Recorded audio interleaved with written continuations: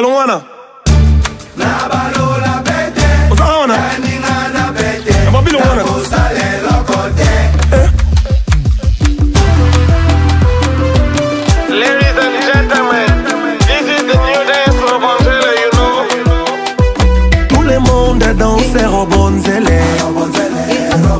Everybody dance Robonzele.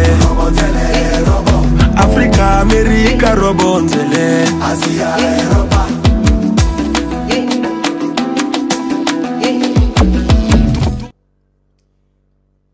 Il y a des choses qui se passent dans ce monde qui nécessitent des explications.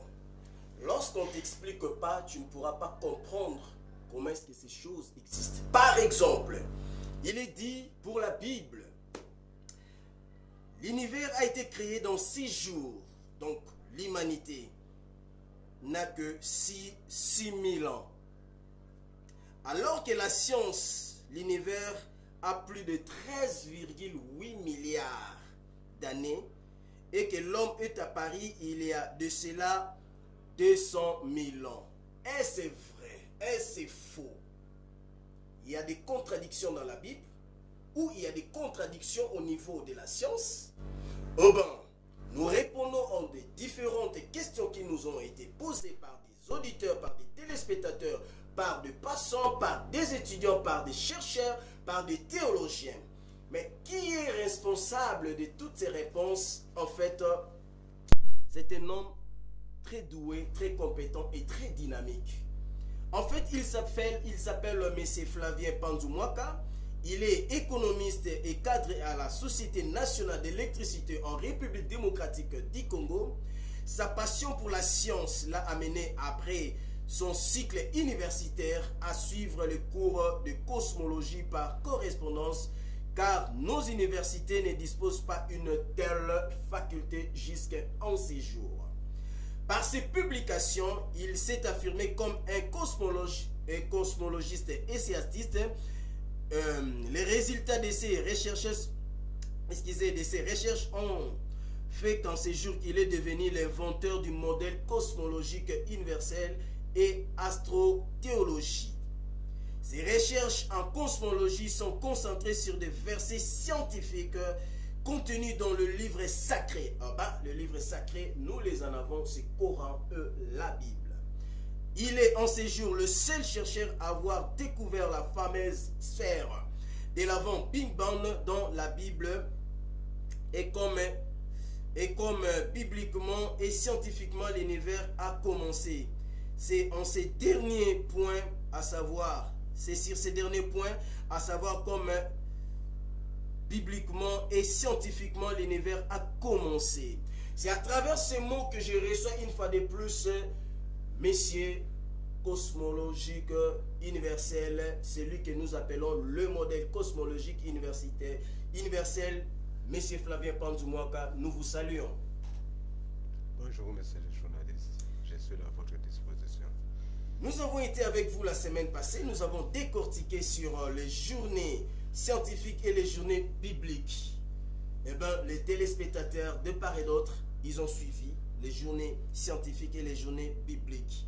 Est-ce que pouvez-vous nous rappeler un peu ce que nous avons tenté de discuter la semaine passée parce que nous devons en continuer pour que le téléspectateur ait des humbles connaissances par rapport à tout ce qui se passe sur la science et sur la Bible. Effectivement, la fois passée, nous avons beaucoup plus parlé sur les journées bibliques de la création ainsi que sur la création de l'univers selon la science. Et nous avons dit que selon la science, sur base de calculs scientifiques, la science a découvert que l'univers a été créé il y a de cela 13,8 milliards d'années. Et que l'histoire de l'humanité date d'après 3 millions d'années. L'histoire de l'humanité date 3 millions d'années sur base des fossiles qu'on a effectivement découverts en Afrique, notamment en Éthiopie et puis en Afrique du Sud. Alors, la question que les téléspectateurs m'ont posée était celui de savoir si ces fossiles-là étaient effectivement les fossiles d'Adam. Évidemment, parce qu'on nous parle que c'est lui selon la Bible, en tout cas, c'est le premier homme à être sur cette terre. Effectivement, c'est ainsi qu'aujourd'hui, je suis venu d'abord donner des éclaircissements concernant les années d'Adam, parce que c'est une question que beaucoup de monde se posent, même dans l'internet, dans plusieurs plateformes, si c'est effectivement la première personne de l'humanité. Ce que nous devons effectivement savoir est que l'histoire d'Adam et Ève n'a rien à voir avec l'histoire de l'humanité. Comment expliquer? Tout d'abord, je vous ai dit que selon les fossiles qu'on a découverts, l'histoire de l'humanité date de 3 millions d'années, alors que l'histoire d'Adam ne date que de 6 000 ans. Alors, ce que j'ai à dire aux téléspectateurs est que je ne contredis pas la Bible, parce que d'ailleurs ici, on n'est pas dans une émission religieuse. Donc, on est dans une émission qui est basée sur la recherche. Voyez-vous, ce que les téléspectateurs doivent, ou bien les gens qui nous suivent partout dans le monde, doivent savoir que l'histoire d'Adam et Ève, c'est l'histoire des ancêtres juifs. Qui n'a rien à voir avec l'histoire de l'humanité. Qui n'a rien à voir avec l'histoire de l'humanité. L'histoire d'Adam et Ève, c'est l'histoire des ancêtres juifs. Quand vous lisez la Bible, notamment dans les évangiles de Luc, on nous dit comment cette histoire a commencé à partir d'Adam jusqu'à Jésus-Christ. Et il n'y a pas eu de coupure. On a cité les noms de tous les ancêtres juifs qui ont commencé à partir d'Adam jusqu'à Jésus-Christ. Alors, qu'est-ce qui se passe? Je vais vous dire une chose. On vous écoute. Nous ici en Afrique, nous n'avons que la tradition orale. C'est-à-dire, on n'avait pas vraiment l'habitude d'écrire nos histoires à nous. Nos histoires à nous. Alors, quand on commence un peu à se référer à nos ancêtres, aux gens qui nous ont précédés, il arrive un certain temps où, effectivement, notre souvenir ne peut pas aller au-delà. On oublie. Voilà. C'est-à-dire, on se limite par là. On se dit que c'est cet ancêtre qui a commencé l'histoire de notre tribu. Ou bien de notre famille. Alors, qu'est-ce qu'on fait? On prend maintenant les choses telles que ça s'est réellement passé lors du premier ancêtre. On les fait habiller à cet ancêtre-là où nos souvenirs se limitent. Vous comprenez? Il y a une grande partie qui est allée dans les oubliettes. Dans les oubliettes.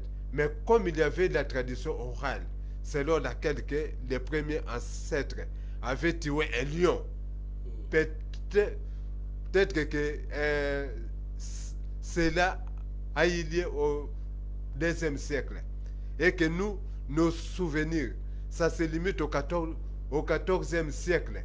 Alors on prend cette tradition orale-là, qui a eu lieu au XIVe siècle, on le fait au IIe siècle, on le fait habiller à cet ancêtre-là du XIVe siècle qui est présent dans nos souvenirs. Alors qu'en réalité, on s'est dit qu'avec la tradition orale, c'est lui qui trahit. Et la communication n'est pas normale lorsque nous commençons du point A jusqu'au point B, au point C. Il y a toujours des formations aussi de la communication. Non, ça n'a pas assez d'importance. Ce qui est important dans la tradition orale est que quand nous parlons de nos descendants, là où nos souvenirs se limitent, on prend l'histoire telle que ça s'est déroulé à l'origine. On les fait habiller à l'ancêtre là où nos souvenirs se limitent. Voyez-vous? Or, quand on prend l'histoire d'Israël,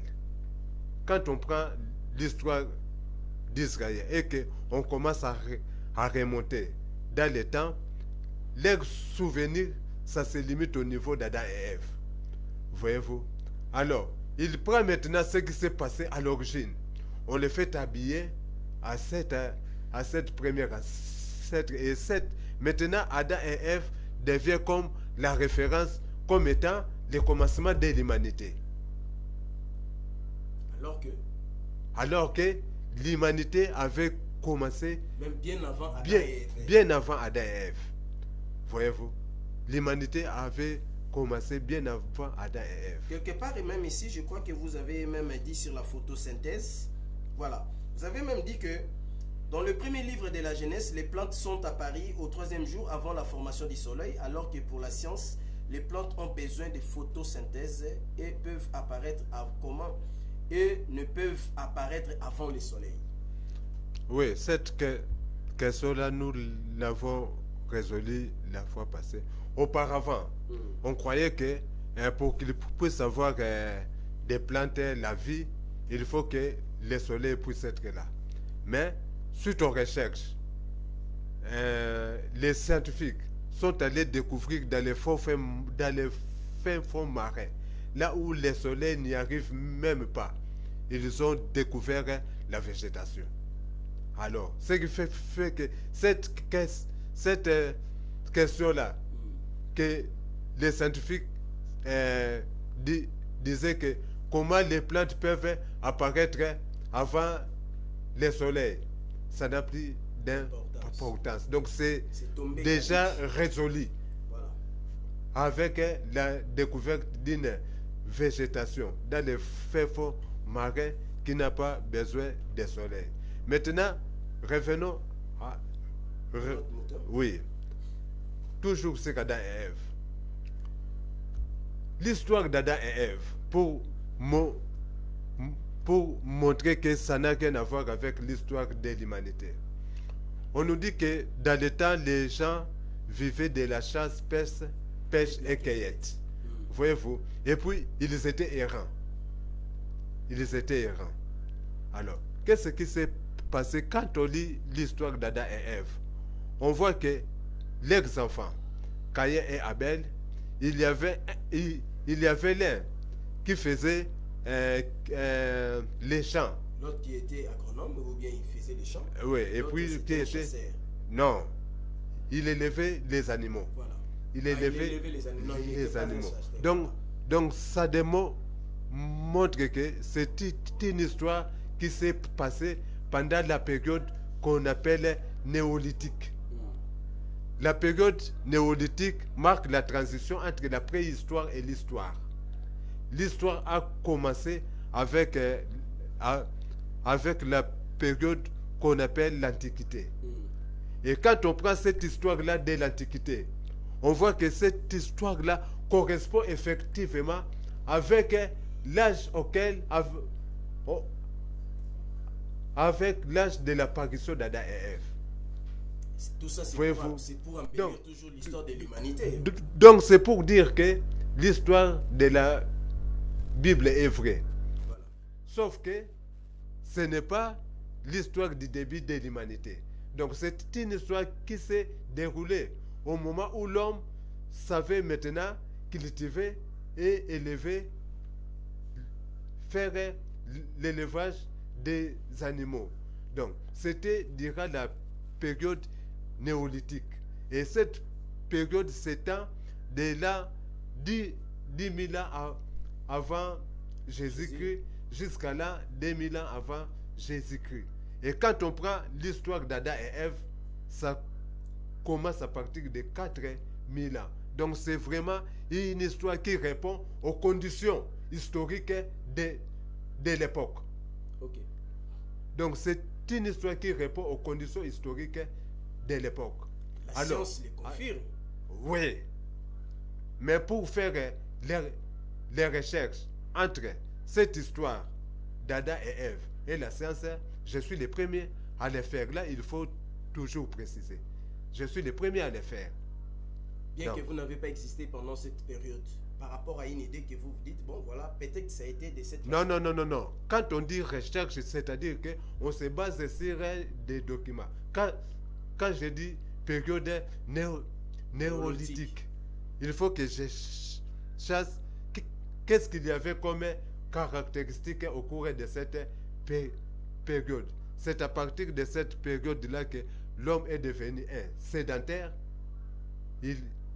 C'est à partir de cette période-là que l'homme a commencé à cultiver et puis il a aussi commencé par élever les animaux. À vous attendre parler, vous avez parlé là-dessus, là que on a découvert le premier fossile de l'homme ici en Afrique, en Égypte, en Éthiopie, et après c'était au niveau de l'Afrique du Sud. Mais s'il faudra voir par rapport aux écrits sacrés, on ne sait pas situer exactement où a été le paradis que nous a toujours dit la Bible. Oui, même si on ne sait pas, les paradis là, ce n'est que non. Tout comme aussi ici, nous sommes à l'IPEN, sur base des conditions qui sont ici, on peut surnommer ça les royaumes des cieux ou bien des paradis. Donc ce ne sont que les surnoms du millier. Parce que c'est disparu comme ça, on ne sait pas les déchiffrer, que voilà, c'est dans tel endroit précisément. Parce que comment un paradis, comment une forêt, je ne sais pas moi, ça peut disparaître comme ça et tout le monde est là, bouche bée, ne parle pas, dit c'est bon, ça a seulement existé. Ça n'a pas disparu. Quand on dit paradis, royaume des cieux, on fait toujours référence d'abord avec le cœur de l'homme, pas avec l'environnement. Non, mais là, je parle maintenant de l'environnement. S'il fallait parler de l'environnement, aujourd'hui, on pouvait dire que pour les Africains qui jouent au DV loterie, que les États-Unis, c'est le royaume des cieux. Ou bien les États-Unis, c'est le paradis. S'il faut parler de l'environnement. Or, là sont des termes spirituels qui concernent l'intérieur de l'homme. Qui n'a rien à voir avec la science. Qui n'a rien à voir avec la science. Okay. Là sont des choses qui sont à l'intérieur de l'homme. Voyez-vous? Donc, il n'y a pas un endroit précis qui s'appelle le paradis. Le paradis, c'est là, je parle de ce qu'on parle du jardin d'Éden. Du jardin d'Éden, comme je vous ai dit que cette histoire d'Adam et Ève, quand vous lisez Dalik, on mentionne comment la lignée a grandi d'Adam jusqu'à Jésus. Donc par là, on comprend directement que c'est une histoire qui a eu lieu en Israël. Okay. Voyez-vous? Et qui n'a rien à voir avec l'histoire de l'humanité. Parce que selon ce qu'on s'est dit, les téléspectateurs qui nous suivent les comprennent. Ici, nous parlons de la création de l'humanité, les étapes aussi, ce qui s'était réellement passé par rapport à la science. La Bible nous démontre noir sur blanc que voilà, c'est Adam et Ève qui sont les premières personnes à avoir vécu sur cette terre. Mais dans vos découvertes, dans des recherches que vous avez faites au niveau de tout ce qui se passe, et surtout lorsque vous avez découvert que les premiers fossiles de rayonnement a été... C'est ici en Afrique. C'est cette nuance que nous voulons un peu bien comprendre, que nous, les téléspectateurs, veulent bien comprendre. Il y a des endroits maintenant qui se situent. La Bible ne parle pas que l'homme, cet premier homme a été découvert ici en Afrique, il a commencé ici en Afrique, mais la science nous dit que tout a commencé ici en Afrique. Mais selon l'histoire d'Adam et Ève, on ne parle pas de l'Afrique, on parle peut-être de l'Asie. La Bible n'est pas un livre d'histoire. La Bible ne parle que des situations providentielles. Vous savez que si vous lisez par exemple dans 1 Corinthiens 15, 45 à 47, Jésus-Christ est désigné comme étant le second Adam. Oui. Est-ce que il est le second homme de l'humanité? Non. Non. C'est la deuxième personne en termes de responsabilité à qui Dieu a travaillé pour restaurer l'histoire. Donc le premier Adam, c'était le premier homme que Dieu a appelé pour restaurer la première histoire. Il a échoué. Et maintenant Dieu, en choisissant maintenant Jésus, il l'a désigné comme étant le second Adam, mais il n'est pas le second homme dans l'histoire. Voyez-vous?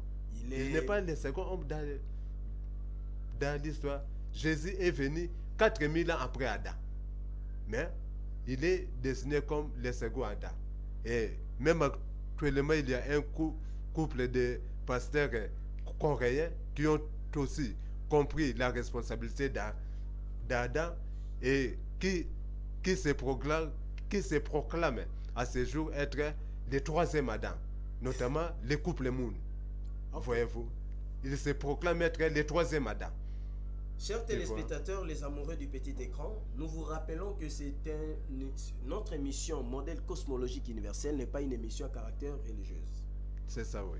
Donc, nous n'avons rien à voir, mais nous expliquons le fait contenu dans la Bible, selon les recherches que nous apportons, parce que nous devons comprendre. C'est comme j'ai dit au début, si on n'a pas d'explication claire, on peut faire la folie là-dessus.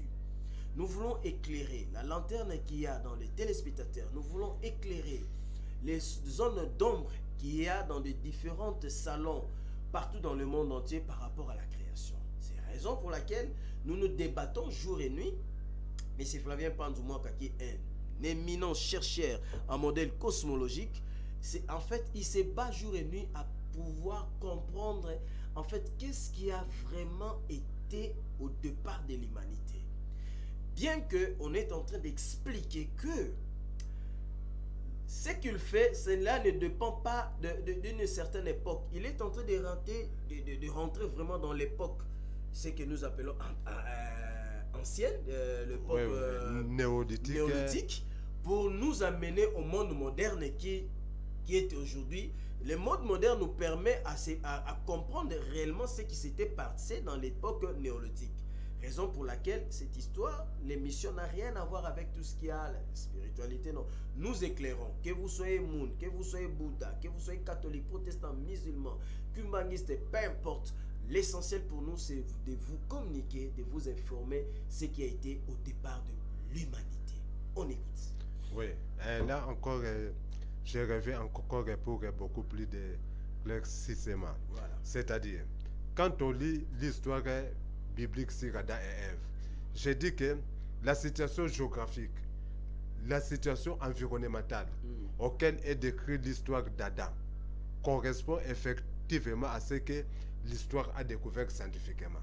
C'est-à-dire, quand on voit l'histoire d'Adam selon la Bible, selon les calculs que les témoins de Jéhovah ont fait concernant les âges de toutes les personnes qui sont mentionnées dans la généalogie de Jésus, il retombe effectivement à moins 4 milliards d'années avant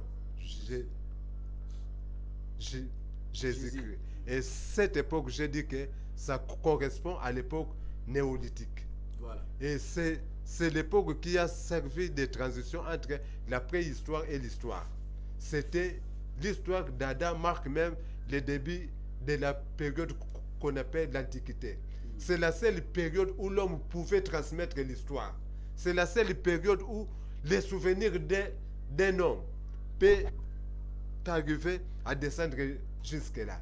Et c'est effectivement ce qu'il y a effectivement dans la Bible. Disons qu'à part cette période-là néolithique, l'homme n'avait pas effectivement notre forme.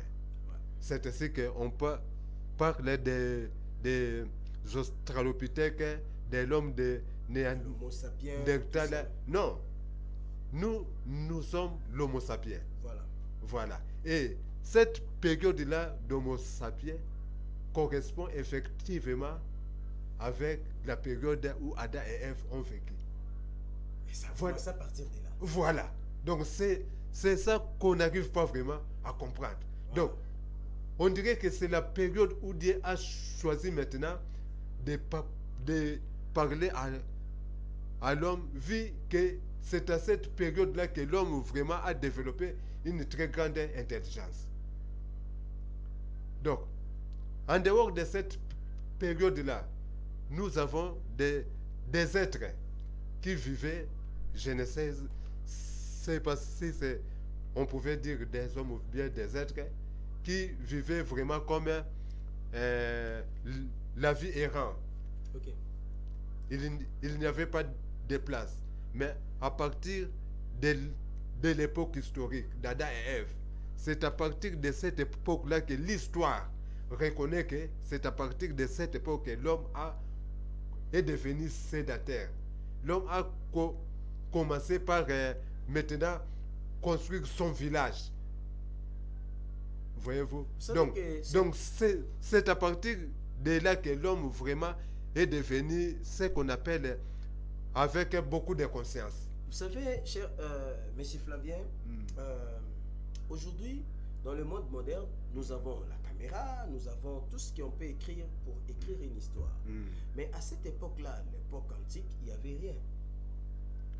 À l'époque antique, il n'y avait rien. Il n'y avait rien. Les gens, souvent, à part la tradition orale, ils dessinaient sur des pierres, ils faisaient des poteries et consorts, ce qui fait que, sur base de ce qu'on découvre qu'on remonte jusqu'à leur histoire. Mais la Bible, ce qui est là, la Bible est le premier livre où on voit une généalogie de 4000 ans. Ça n'a jamais existé, nulle part. Donc c'est pour dire que la Bible est précise. La question Sauf que je voudrais vous poser oui. sur que si est-il possible aujourd'hui de trouver un outil qui existait il y a plus ou moins 4000 ans, donc il n'y en a pas. Même au-delà, ils ont découvert, il y en a. Il y en a, là, on dans a les découvert. fouilles archéologiques. Oui, dans les fouilles c'est avec certitude on a ou avec non, on a effectivement découvert des outils qui datent au-delà de 4000 ans. C'est conservé où? C'est conservé dans les musées. Si vous allez dans les musées de Lourdes en France ou bien en Chine, vous allez découvrir. Ce ne sont pas des adaptations. Non. Ce ne sont pas des adaptations. Ce sont des vrais outils qui datent au-delà de 4000 ans. C'est-à-dire au-delà même de l'âge d'Adam et Ève. Je pense qu'il y a des outils, tout objet a une date de naissance et une date d'expiration. Comment est-ce possible quelque chose qui date de 4000 ans peut continuer à avoir la vie jusqu'en ces jours? Bon, ces outils-là, c'est-à-dire qu'aujourd'hui, scientifiquement, on a trouvé des produits tels que le carbone 14 qui permet de remonter jusqu'à l'origine d'une chose.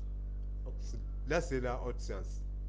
Voyez-vous? Voilà. Les téléspectateurs me posent des questions, c'est pourquoi je vous les pose. Oui, c'est ça. Donc, il y a des calculs qu'on fait basés soit sur des lasers ou bien sur des produits qui permettent effectivement de remonter jusqu'à l'âge où jusqu'à l'âge de l'origine de l'outil en question. C'est ça effectivement. Et quand nous revenons toujours dans cette histoire-là biblique, beaucoup de personnes aussi se posaient la question. Quand Caïn a tué Abel, il a quitté cette vie-là. Et il est allé se marier. Voilà, il est allé se marier. Alors, les gens, les chrétiens, les croyants, pour sauver, pour sauver la face biblique, ils disent non, il s'est marié avec sa sœur. Voilà, mais ce n'est pas ce que la Bible dit. Il a même fondé toute une famille. La Bible dit que Caïn s'est éloigné de sa famille et puis il est allé se marier. Voyez-vous? Alors, la question que moi je m'étais posée, donc si Adam et Ève réellement ont mangé les fruits de l'arbre de la connaissance du bien et du mal, et qu'ailleurs il y avait d'autres personnes, c'est-à-dire que ces gens-là n'étaient pas vraiment concernés. Alors, je ne sais pas... Là, vous emboîtez maintenant le pas avec ce que nous avons toujours appris. Je vous dis un peu de lire Romains 5, verset 14. Romains 5, verset 14. Lisez ça même à des reprises. Voilà, j'ai lu le livre de Romains, chapitre 5, verset 14. Cependant, la mort a régné depuis Adam jusqu'à Moïse. Même sur ceux qui n'avaient pas péché par la transgression semblable à celle d'Adam, lesquels, eux, la figure de celui qui devrait venir. Oui. Voilà. Donc, on dit que la mort a régné depuis Adam jusqu'à Moïse. Même pour les gens qui n'ont pas commis la même transgression qu'Adam. Donc, c'est pour dire que quand Dieu veut travailler, il choisit une famille. Cette famille-là est la représentation même de l'humanité. S'il reçoit, s'il arrive à réussir à l'épreuve qui lui est soumise, c'est toute l'humanité qui en bénéficie. Mais s'il échoue, c'est toute une... Voilà. Alors, là, maintenant, je ne vais pas interpréter parce que je ne suis pas pasteur ou bien on n'est pas dans une émission rédigée. Vous avez fait les mariages entre l'astrologie et la théologie. Voilà. Vous êtes le monteur du projet astro-théologie. Donc le mélange entre l'astrologie, l'astronomie et la théologie. C'est-à-dire que vous avez une certaine connaissance aussi approfondie. Parce que vous pouvez nous parler des livres canoniques et les livres d'hétérocanoniques. Ça nous permet aussi d'avoir des éclaircissements de cette famille que Caïn est allé créer. Alors, pour tous ceux qui sont en train de nous suivre à ce jour et qui sont en train vraiment d'écouter pour la première fois ce que je suis en train de dire et qui sont en train de méditer, je leur recommande ce verset-là de Romains 5, verset 14. Oui, qu'ils puissent lire ça dans leur maison. Romains 5, verset 14. En rapport avec l'histoire d'Adam et Ève. Pour voir comment c'est que Adam et Ève a fait à concerner tous les gens de son époque. Voyez-vous? À concerner tous les gens de son époque. Voyez-vous? Et pourquoi Jésus a été désigné comme étant second Adam? Les termes premier Adam, deuxième Adam, troisième Adam sont des termes providentiels qui n'ont rien à voir avec la science ou bien avec l'histoire. Là, c'est la foi. Voilà, ce sont des termes providentiels, c'est-à-dire ce sont des termes qui sont appliqués aux gens avec qui Dieu veut travailler avec eux. Voyez-vous? Ce sont des termes qui sont appliqués aux gens avec qui Dieu a choisi pour travailler avec eux. Parce que il y a le monde scientifique qui peut-être ne marche pas de pair avec le monde spirituel. Tantôt, il faudra qu'on se le dise. Non, ça marche toujours de pair. Oui. C'est toujours parallèle. Sauf qu'il y a beaucoup de malentendus entre les deux parce qu'il n'y a jamais eu des explications claires. Et le modèle cosmologique universel est venu éclaircir toutes ces divergences. Est-ce que savez-vous que le modèle cosmologique universel nous apprend et nous dit que le monde a été créé? La Bible me dit qu'elle a été créée dans 6 jours. Mais en écoutant les explications fournies par l'inventeur, le chercheur que vous êtes, nous constatons que le monde n'a pas été créé dans 6 jours. Le monde n'a pas été créé dans 6 jours. Il y a même un verset biblique, notamment 2 Pierre 3:8, qui dit que ne savez-vous pas que pour Dieu, un jour est comme 1000 ans. Et 1000 ans sont comme un jour. On n'a pas dit qu'un jour pour Dieu... Là aussi, ce ne sont pas des 1000 ans providentiels. Non, ce qui est providentiel, c'est les... Oui. Non. Il dit, ne savez-vous pas pour dire qu'un jour est comme 1000 ans. C'est une supposition. Voilà. Ce n'est pas dit qu'un jour... nécessairement comme voilà. ça. Donc, ça peut aussi être plus. Parce que Dieu ne travaille qu'en fonction des idéaux. Il prend Adam... C'est Dieu-là que nous parlons généralement. Est-ce qu'il a besoin du temps? en tout cas, Dieu ne travaille qu'en fonction des accomplissements. Et qu'une fois qu'il y a un accomplissement, pour Dieu, cela marque un temps. C'est ainsi que quand on a demandé à Jésus-Christ, tu vas revenir quand? Il dit qu'il n'y a que Dieu seul qui le sait. Parce que tout ira en fonction des accomplissements qui se passent ici sur la terre. Voyez-vous? C'est ça. Chers téléspectateurs, votre émission Modèle cosmologique universel a besoin de vous. Il suffit de pouvoir taper sur votre page Google Panzumwaka. Vous allez trouver Panzumwaka, Flavien Panzumwaka, et vous allez trouver toutes les publications. Parce que M. Flavien ne se limite pas seulement à parler. Il écrit des livres. Et ces livres, vous pouvez en trouver. Par exemple, ces livres. Par exemple, tout ce que nous sommes en train de dire aujourd'hui, c'est Adam et Ève, c'est écrit dans ces livres de Noé à Barack Obama, version révisée.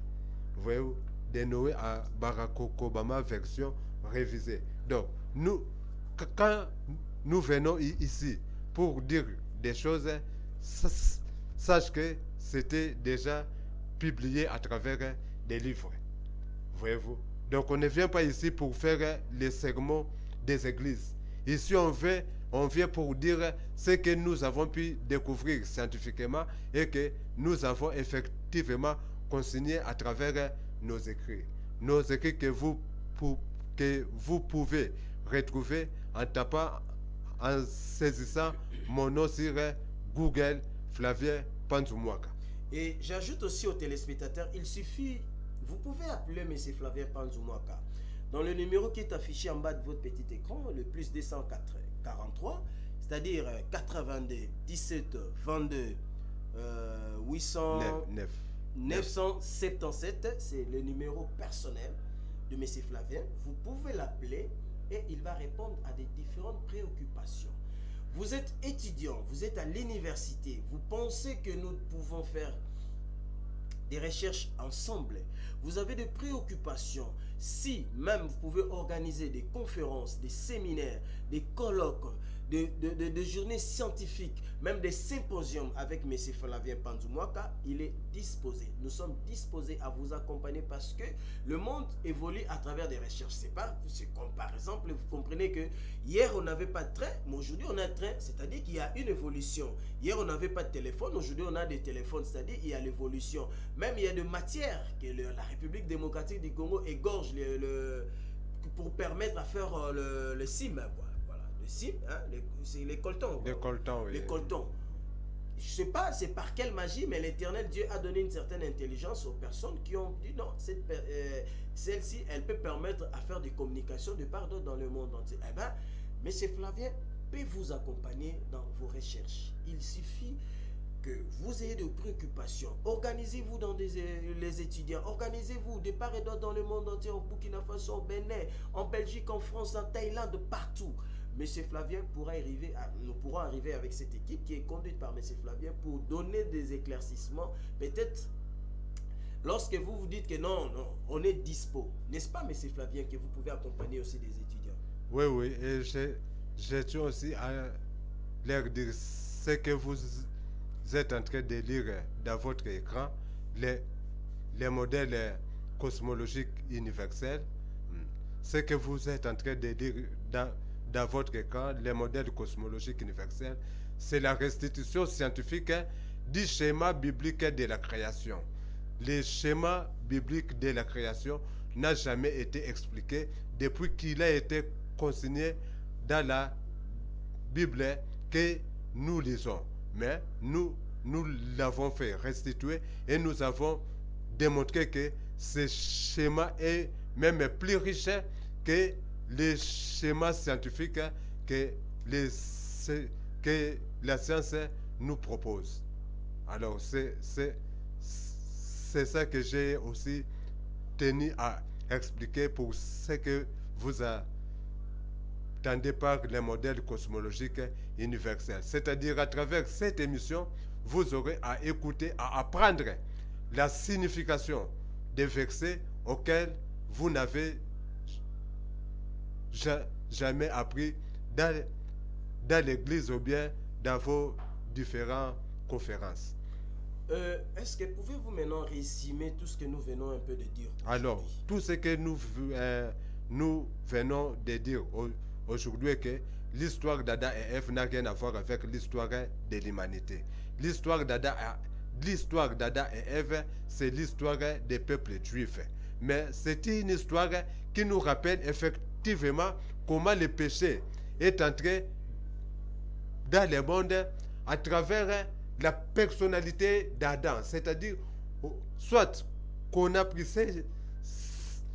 cette histoire qui s'est passée à l'origine, on l'a fait habiller sur la personnalité d'Adam, soit que c'est Adam lui-même qui a péché. La Bible est là même appelée transgression, là, c'est péché. Voilà. Et ils ont dit que cette transgression-là, ça concerne toute l'humanité, même si c'est Adam qui avait fait ça. Voyez-vous, c'est ça. Parce que c'était la personne, la première personne providentielle que Dieu a pris pour restaurer l'humanité, pour faire de l'humanité le paradis et le royaume des cieux. Voyez-vous, c'était ça. Mais ça n'a rien à voir avec l'histoire de l'humanité qui a commencé il y a de cela 3 millions d'années. Tandis que l'histoire d'Adam et Ève ne remonte que jusque-là à 6000 ans. Et quand on étudie les conditions environnementales, on voit effectivement que ça correspond effectivement avec l'âge qui est mentionné dans la Bible. Voilà, c'est à travers ces mots que la grande équipe de modèles cosmologiques universels vous dit sincèrement merci. Restez toujours branchés et scotchés dans notre émission et nous avons besoin de vous parce que nous devons circuler partout dans le monde entier, nous devons circuler partout dans les Congo profonds pour annoncer cette bonne nouvelle de la création de l'humanité. Alors, si cette émission vous a plu, c'est par rapport à la grande équipe qui constitue Movie Télévision que nous disons nos big dédicaces et nous saluons toute la grande équipe qui est derrière la caméra, toutes les personnes qui nous soutiennent de loin ou de près, nous vous disons sincèrement merci. Je ne sais pas, est-ce que vous pouvez saluer quelqu'un aujourd'hui là? Non, moi je ne salue que les spectateurs, les téléspectateurs qui nous suivent. Voilà, les téléspectateurs qui nous ont suivis de part et d'autre, on se retrouve au tout prochain numéro car vous êtes toujours nos aimables. Nous faisons ça pour votre intérêt, nous faisons toutes ces démarches, nous faisons toutes ces recherches pour vous. Alors restez scotchés, restez branchés dans le programme de Movie Télévision. On se retrouve au tout prochain numéro. Ciao. Yolwana Nabalola bete, Osaona Ningana bete, Babilo wana Nakusale lokote. Ladies and gentlemen, this is the new dance Robonzele, you know. Tout le monde danse Robonzele. Robonzele, robon, Everybody dance Robonzele. Robonzele, robon, Africa, America, Robonzele. Asia, Europa.